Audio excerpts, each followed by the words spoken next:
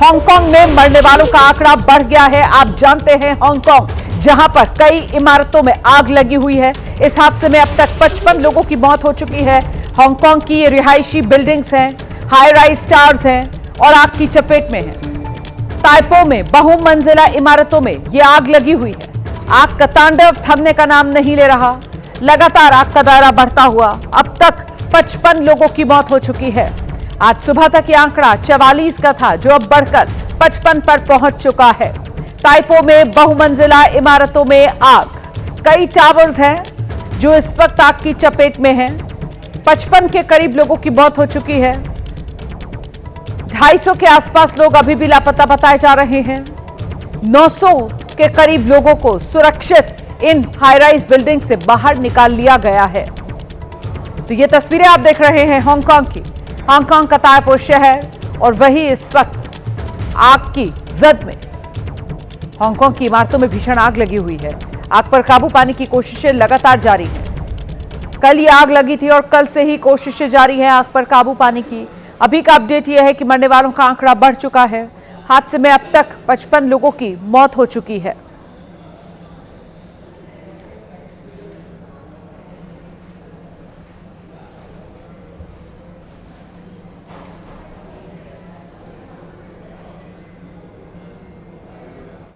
आग ने देखते ही देखते विकराल रूप ले लिया और 31 मंजिला हाई राइज अपार्टमेंट में तबाही मचा दी। 2000 फ्लैटों वाले इस टावर में अचानक उठी आग की लपटों ने देखते ही देखते कई इमारतों को अपनी चपेट में ले लिया। आग की लपटें और धुएं का गुबार कई किलोमीटर दूर से साफ दिखाई दे रहा है। वांग फुक कोर्ट नाम की हाई राइज अपार्टमेंट में दहशत फैल गई। 700 से ज्यादा फायर फाइटर्स को आग बुझाने के काम में लगाया गया। तस्वीरों में देख सकते हैं, हाइड्रोलिक सीढ़ियों के जरिए आग पर पानी की बौछारें डाली जा रही है। सोशल मीडिया पर घटना के वीडियो तेजी से वायरल हो रहे हैं, जिनमें आग की लपटें और गहरा धुआं साफ दिखाई दे रहा है। इमारतों से 90% लोगों को सुरक्षित निकाल लिया गया है। वहीं हांगकांग प्रशासन ने प्रभावित लोगों के लिए हेल्पलाइन नंबर भी जारी किया है। हादसे के बाद टाइपो हाईवे के एक हिस्से को बंद करना पड़ा और कई बस रूटों को डाइवर्ट किया गया। आसपास के लोगों को घरों में ही रहने की सलाह दी गई है। हांगकांग प्रशासन ने हादसे की जांच के आदेश दे दिए हैं। माना जा रहा है कि मरने वालों की संख्या और बढ़ सकती है। उधर अमेरिका के वर्जीनिया में रोंगटे खड़े कर देने वाला एक हादसा हुआ है। यहां पर एक गैस टैंकर बेकाबू होकर सड़क किनारे मौजूद रेलिंग से टकराया और उसके बाद जोरदार धमाका, जिससे आसपास पूरे इलाके में हड़कंप मचा है। सबसे हैरानी की बात तो ये रही कि इस हादसे में गैस टैंकर का ड्राइवर बाल बाल बच गया। जलते हुए गैस टैंकर से उसे बाहर निकलता देख लोग हैरत में पड़ गए। तो ये हादसा वर्जीनिया के बेहद व्यस्त माने जाने वाले एक्सप्रेसवे पर हुआ। तेज रफ्तार गाड़ियों के बीच ये गैस टैंकर पूरी रफ्तार से दौड़ रहा था। अचानक से रफ्तार का कहर, ये टैंकर बेकाबू हुआ, सड़क किनारे जो रेलिंग लगी हुई थी उससे टकराया और इसके बाद तेज धमाके के साथ टैंकर आग की लपटों में घिर गया। इस हादसे में टैंकर जलकर खाक हो गया, लेकिन ड्राइवर जिंदा बच गया है, जिसे पुलिस ने लापरवाही से ड्राइविंग करने के मामले में गिरफ्तार भी कर लिया।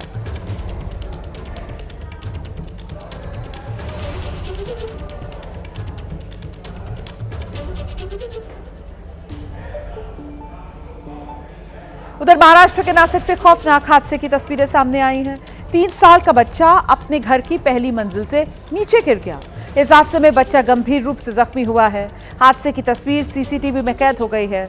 तस्वीरें मैं आपको दिखा देती हूँ। ये बच्चा नीचे जा रहे 2 बच्चों को देखने की कोशिश कर रहा है और इसी कोशिश में ये बच्चा अपने ही घर की पहली मंजिल पर लगी रेलिंग पर झुकता है, बैलेंस बिगड़ता है और सीधे नीचे आकर गिरता है।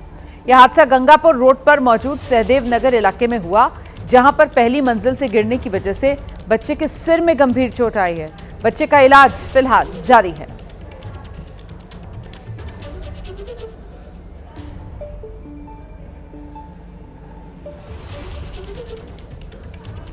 उधर पश्चिम बंगाल के मालदा में अपराधियों ने एक राशन डीलर के घर को निशाना बनाया, कई राउंड फायरिंग कर दी है।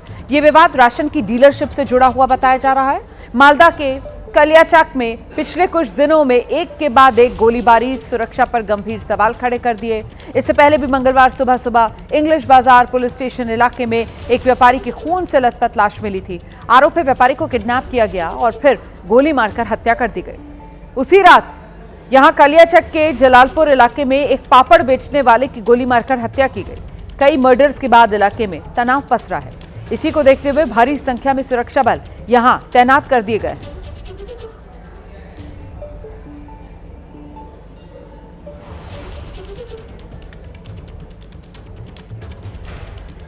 उधर छत्तीसगढ़ के बड़े नक्सलियों में से एक हिडमा के इनकाउंटर के बाद अब राजनांदगांव गढ़चिरौली के जंगलों में 3 राज्यों की पुलिस फोर्स जंगलों पहाड़ियों में सर्च ऑपरेशन चला रही है।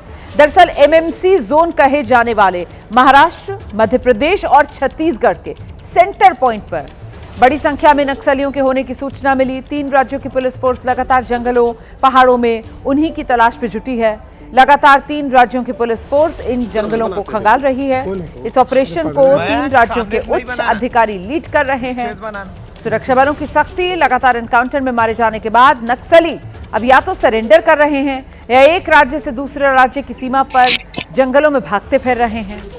केंद्र के कड़े रवैये के चलते नक्सलियों के कई बड़े नेता एनकाउंटर में अब तक मारे जा चुके हैं।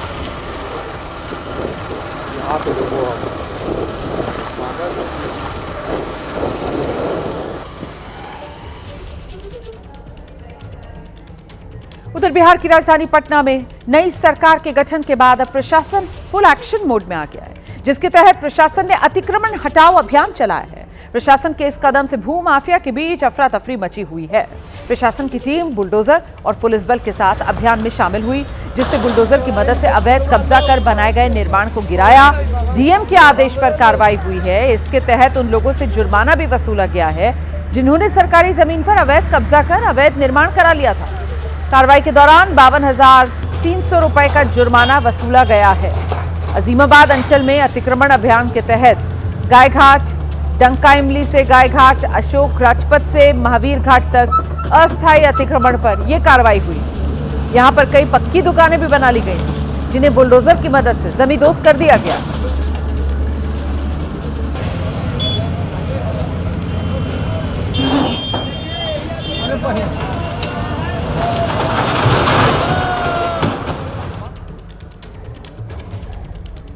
उधर तेलंगाना के महबूब नगर में एक टैंकर और लॉरी के बीच जोरदार भिड़ंत हुई है। इस हादसे में टैंकर के ड्राइवर की जिंदा जलकर मौत हो गई। यह हादसा नेशनल हाईवे 167 पर हुआ है। जानकारी के मुताबिक विपरीत दिशा से आ रहे दोनों वाहनों की रफ्तार काफी तेज थी। इसी वजह से आमने सामने की टक्कर हो गई।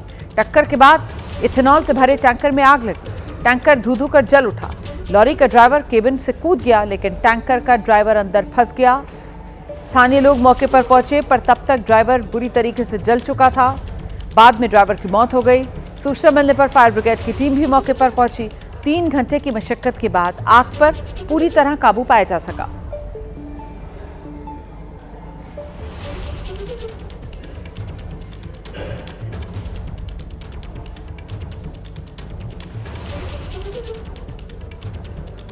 दिल्ली पुलिस ने ऑपरेशन साइबर हॉक के तहत बड़े गैंग का पर्दाफाश किया है। करोलबाग पुलिस ने एक गैर कानूनी मोबाइल मैन्युफैक्चरिंग यूनिट का भंडा फोड़कर 5 आरोपियों को गिरफ्तार किया है।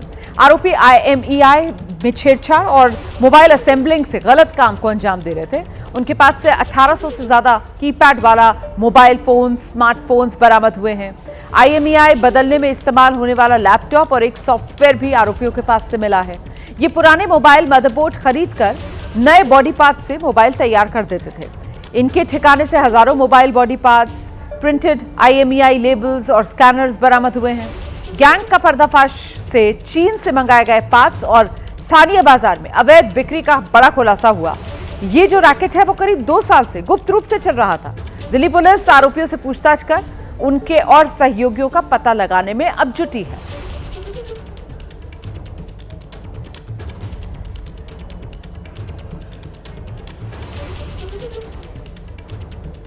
गुजरात के राजकोट में कुत्ता पालने वाली महिला की दबंगई सामने आई है। इसके कुत्ते ने पड़ोसी महिला पर हमला कर दिया था और जब महिला ने इसका विरोध किया तो आरोपी महिला ने पीड़ित महिला को ही थप्पड़ जड़ दिए। वहीं कुत्ता पालने वाली इस दबंग महिला की करतूत अपार्टमेंट में लगे CCTV में कैद हुई। ये मामला कोठारिया इलाके में मौजूद सुरभि पॉसिबल सोसाइटी का है, जिसमें साफ दिख रहा है कि महिला कॉरिडोर में आती है, तभी एक युवक पालतू कुत्ता लेकर सीढ़ी से ऊपर आता है। युवक ने कुत्ते का पट्टा छोड़ा, जिसके बाद पालतू कुत्ता महिला पर झपट पड़ा, जिस पर महिला ने नाराजगी दिखाई तो कुत्ता पालने वाली महिला ने उसे ही थप्पड़ जड़ दिया। जिस महिला को पहले कुत्ते ने काटा और उसे थप्पड़ भी मारा गया, उसका नाम किरण बेन है, जबकि जिस महिला ने उसे थप्पड़ मारा उसका नाम पारुल गोस्वामी।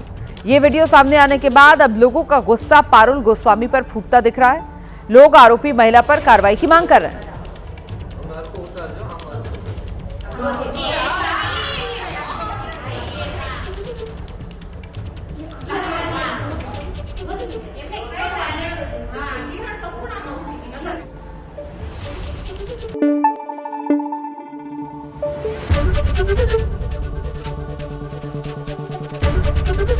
एबीपी न्यूज आपको रखे आगे।